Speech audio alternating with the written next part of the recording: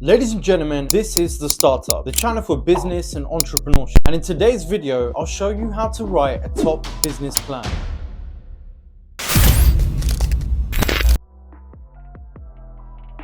A well-crafted business plan can be the key to unlocking success for your business, but it can be intimidating to know where to start. In this video, I'll give you a step-by-step guide on how I'd write a top-notch business plan that will set you up for success. First things first, your business plan needs a summary. This is the first section of your plan, and it should be a brief overview of what your business does, what problems it solves, and what sets it apart from the competition. For example, if you're creating an executive summary for an online clothing store, you might want to start by outlining the problem your business is solving. In this case, it may be how difficult it is to find stylish, affordable clothing online. You then describe your target market, perhaps young women who are looking for trendy, comfortable clothes at a reasonable price. Next, you need to create financial projections for your business. This could include statements showing your projected income as well as balance sheets and cash flow statements. If you're not sure what those are, ask your accountant. You'll need to use market research to make reasonable assumptions about your revenue and expenses. Just make sure you're being realistic about what you can achieve. You need to consider factors such as how big your market is or who's your competition. Even things like what marketing strategy are you going to use. And finally, what's your sales forecast looking like? You also need to determine your startup costs, which include the cost of equipment, office space, and hiring employees. This helps you understand the financial health of your business and gives you a forecast of future revenue, expenses, and profits. For example, let's say you're starting an online business selling our classic example of handmade jewelry. You'd have to consider the cost of materials such as beads, wire, clasps, and then the cost of the website design and maintenance. Then you've got to consider shipping and packaging. You'll also need to consider how much you plan to sell and at what price point. By creating financial projections, you can identify other potential revenue streams and opportunities to save money here and there. It can also help you spot any upcoming financial challenges, which gives you time to plan for ways to overcome them. It's important to mention financial projections are just projections. They're not set in stone, so you can change them over time as your business grows and evolves. However, having a solid financial plan can help you make more informed decisions and set realistic goals for your business. It's crucial to know your target market when you're creating your business plan. Like, who are your ideal customers and what are their needs? Once you've got a clear understanding on who your ideal customer is, you can then market it effectively to them. You'll need to do research to find out who your competitors are and what they're offering and how you can differentiate your business from theirs. Let's say you want to start an online clothing store. You need to define your target market by considering their age, gender, location, income, and interests. For example, if your ideal buyers are young women aged 18 to 25 who are interested in sustainable fashion, your product and marketing strategy should be tailored to that specific group. By defining your target audience, you can also identify any gaps in the market that you can fill with your product or service. For example, if you find there's no online clothing stores that cater specifically to environmentally conscious young women, you can then create a niche for your business in that market. And this is an ongoing process because if you want to stay ahead in this game, you need to continually assess your market and adjust your strategy to meet the needs of your customers. Your marketing strategy is another important section of your business plan. How will you reach your target market? What channels are you going to use to promote your business? This section should include a detailed plan for how you market your business and grow your customer base. Your strategy should include an analysis of your target market, your competition, and your unique selling proposition. Let's take our classic example of an online clothing store. The first step is outlining your market strategy, and this would be to identify your target market. So who are the people that you want to sell your clothes to? Are they young adults, women, men?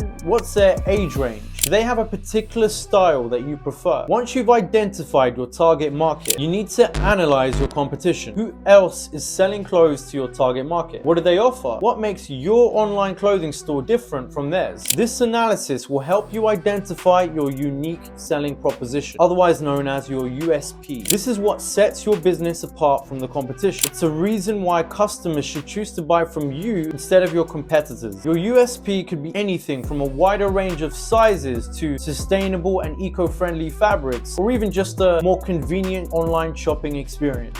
Finally, your market strategy should include a plan for how you're going to reach your target market. So, are you going to advertise on social media or partner with fashion bloggers, or are you just planning to offer exclusive discounts to first-time customers? Either way, by outlining your market strategy, you'll be better equipped to make more informed decisions about how to promote and grow your business. You'll also need to describe your products or services in detail. What sets them apart from what's already on the market? How are you going to solve your target market's problems? Make sure to explain the benefits of your offerings and how they'll improve your customers' lives. Maybe you offer unique or customized products, or offer better prices or faster shipping times. Next, you should describe how you plan to produce or deliver your products. This includes the resources that you need, such as equipment or technology, and the processes involved in creating and delivering your product. No doubt, this will involve some kind of supply chain involving manufacturers and suppliers. So make sure you mention all of this. Now let's talk about your pricing strategy. For your products and services, how do you plan to price them? And how does this compare to your competitors? This can include any discount, promotions, or other incentives that you plan to offer for your customers. Finally, think ahead and consider any future products and services that you plan to offer and how this will help expand your business. Next, you need to develop an operations plan to ensure that you've got a clear understanding of how your business will function on a day-to-day basis, which can help you make better decisions, manage risks, and stay focused on achieving your goals. An operations plan is essential for any business, whether it's a brick and mortar or an online business. For example, let's say you want to start an online store that sells handmade candles.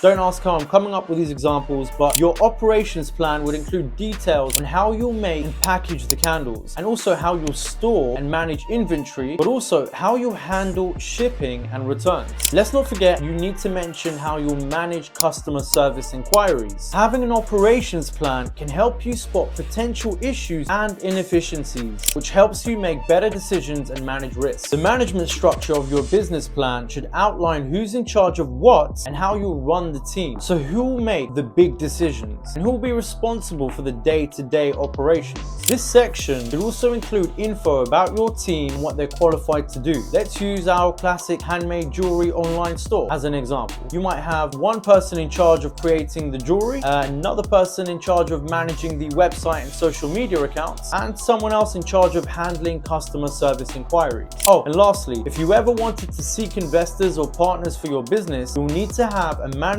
structure in your business plan. That way, you'll be able to clearly communicate who's responsible for what. And finally, when you're writing your business plan, it's important to remember that it's not set in stone. A plan is a living, breathing document that can change as your business grows and evolves. That's why it's so important to revise your plan as you go along. So don't be afraid to. This means going back over it with a fine-tooth comb to make sure that everything is up to date and relevant. You might need to adjust your financial projections based on new info or market conditions, or you might need to tweak your marketing strategy to better reach your target audience. It's also an opportunity to step back and look at the big picture. So ask yourself, does your plan still align with your long-term vision? Is there anything you've learned since you first wrote the plan that should be taken into account? Let's say you started your business selling organic chocolate. I love chocolate. When you first wrote your business plan, you focused on selling your products through your own website and social media. But after a few months, you realized that your target audience is more active on a different social media platform. So you might want to revise your marketing strategy to focus more on that platform in order to reach more customers. This allows you to stay agile and responsive to changes in the market, and it ensures that your plan stays relevant and aligned with your long-term goals. So as you can see, writing a top business plan is critical to the success of your business. If you have any other questions or topics that you want me to cover, put them in the comments below. Thanks for watching, and don't forget to like and subscribe for more content.